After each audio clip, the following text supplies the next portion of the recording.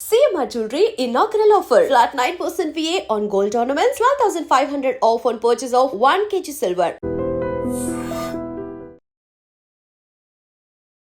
తెలంగాణలో యూరియా కొరతకు కారణం ఎవరు? బీజేపీ ఎంపీలు సరిగా పనిచేయట్లేదా? తెలంగాణ బీజేపీలో గ్రూపులు రాజకీయాలు ఎక్కువ అవుతున్నాయా?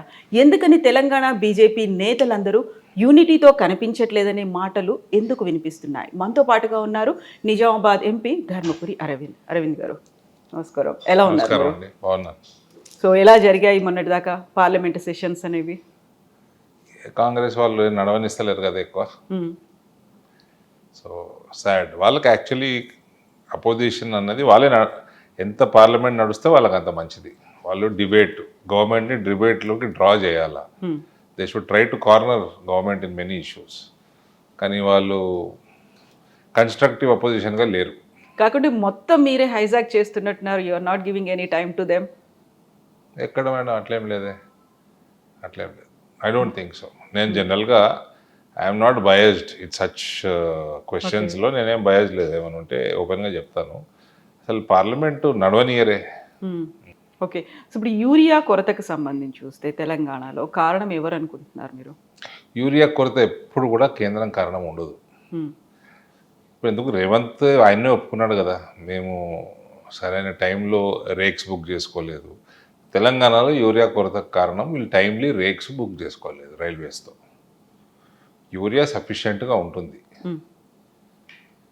యూరియా మీరు ఎంత అడిగితే అంత కేంద్రం ఇస్తుంది. రైల్వేస్ మీరు బుక్ చేసుకోవాలి, స్టేట్ గవర్నమెంట్ బుక్ చేసుకోవాలి. వాళ్ళు బుక్ చేసుకోలేదు. కాకపోతే ఇక్కడ విపరీతమైనటువంటి కొరతకి కారణం కేంద్రం సరిగా ఇవ్వలేకపోయింది అనే వాదన.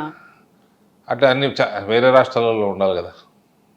తెలంగాణ మీద మాకేమైనా కోపం ఉంటుందా? ముందు నుంచి అదే పక్షపాతం వివక్ష. వీళ్ళు ఏం చేస్తున్నారంటే వీళ్ళకి కేసీఆర్ ప్రభుత్వము మొత్తము చిప్ప చేతిలో పెట్టిపోయింది.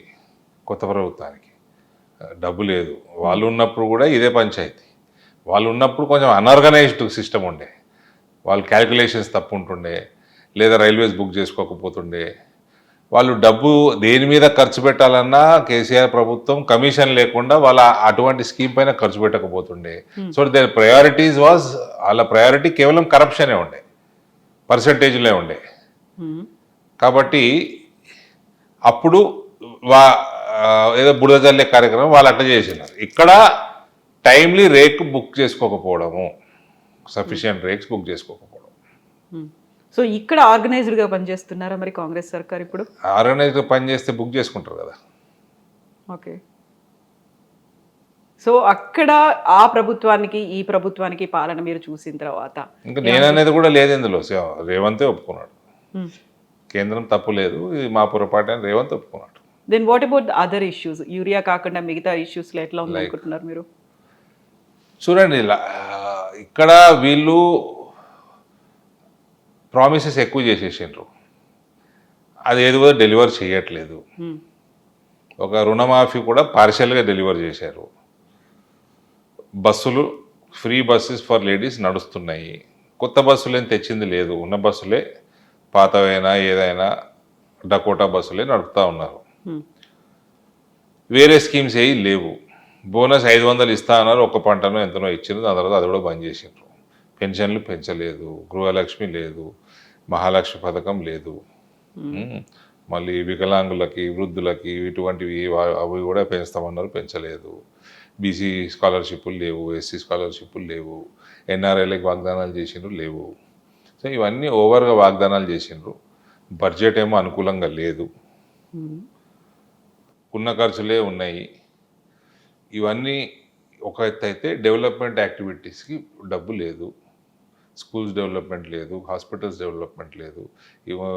నిన్నగాక మొన్న ఒక ఫ్యూ డేస్ బ్యాక్ ఆరోగ్యశ్రీ సేవలు బంద్ అయిపోయినాయి. రైతులకి ఒక ప్రోగ్రెసివ్ ఫార్మింగ్ కానీ, ఒక ఫార్మింగ్ పాలసీ కానీ, ఫ్యూచరిస్టిక్ పంటలు కానీ, పంట మార్పిడి కానీ, ఏ రకమైన పంటలకి వెళ్ళాలా అగ్రికల్చర్ పాలసీ లేదు. ఇండస్ట్రీస్ని అట్రాక్ట్ చేసే పాలసీ లేదు. So lot of things are missing in governance. But కేంద్రం ఇవ్వాల్సినంత సహకారం ఇవ్వట్లేదు అనేటువంటి వాదన కూడా ఉంది. ఇప్పుడు నేను ఈ పని జరుగుతులే అంటే ఎవరినో బ్లేమ్ చేయాలి కదా, ఎవరినో ఒకరిని బ్లేమ్ చేయాలి కదా. అట్లయితే కేంద్రం ఊరికే దొరికిందా? నేను చేతగానే ఉన్నాను రేవంత్ ఒప్పుకోడు కదా, కాంగ్రెస్ ప్రభుత్వం ఒప్పుకోదు కదా. ఎవరి మీద బురద చల్లాలి, ఎవరి మీద తోసేయడానికి ప్రయత్నం చేయాలి.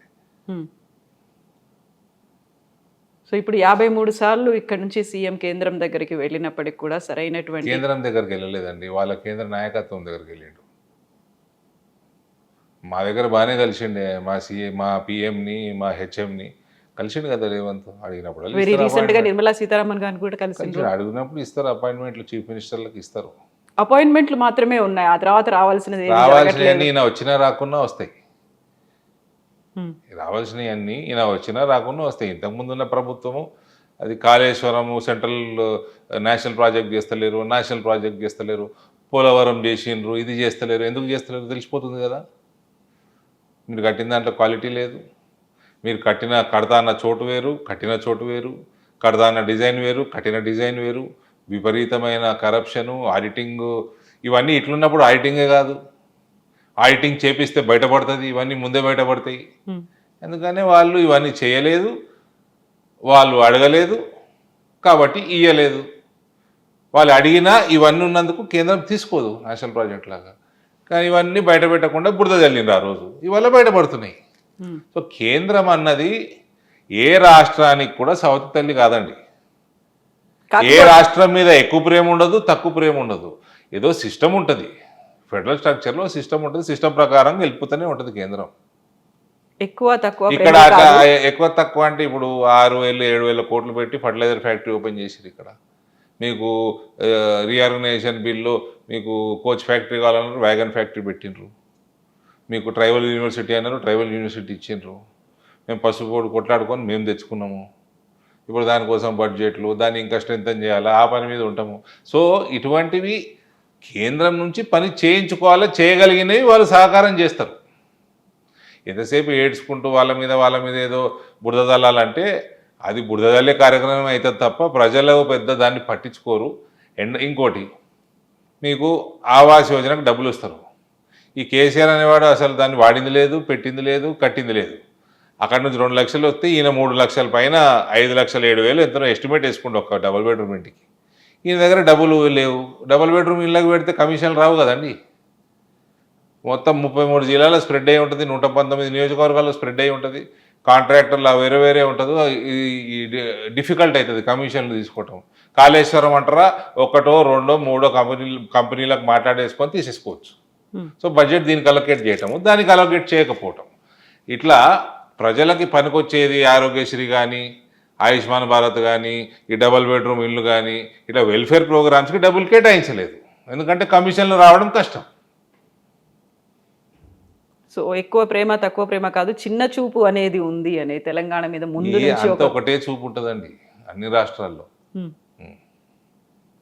ఇవాళ మా ప్రభుత్వం నేను వెనకేసుకుంటలేను, ఏ ప్రభుత్వం ఉన్నా అది ఒక సిస్టమ్ ప్రకారమే నడుస్తుంది.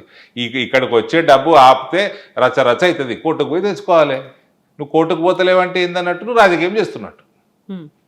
సో అన్ని అంశాల్లో ఇదే రాజకీయం అవుతుంది, అంతే ఉంటుందండి. ఏమో అట్లా కేంద్రం నుంచి వస్తలేవు అంటే అన్ని వేస్ట్ ముచ్చట్లు. And don't forget to subscribe to iDream. And for more videos, please subscribe to iDream. Please subscribe to iDream. Please subscribe iDream. And please subscribe to iDream. For more videos, subscribe to iDream. please like, share and subscribe to the channel. Congratulations, iDream. Subscribe to iDream. Subscribe to iDream. So subscribe to iDream Media. iDream ki iDream team andarki huge congratulations. Please subscribe iDream Media. Please subscribe to iDream. Subscribe iDream. Please subscribe to iDream. iDream అంటే నా కళల ఛానల్ను subscribe చేసుకున్న నోరు తిరుగుతలేదు, మీరైతే గంట గుర్తు కొట్టండి. For more such videos, please subscribe to iDream. Subscribe to iDream. Please subscribe to iDream. Please subscribe iDream Media. Please do subscribe to iDream. Please subscribe to iDream Media. For best entertainment and information, please subscribe iDream.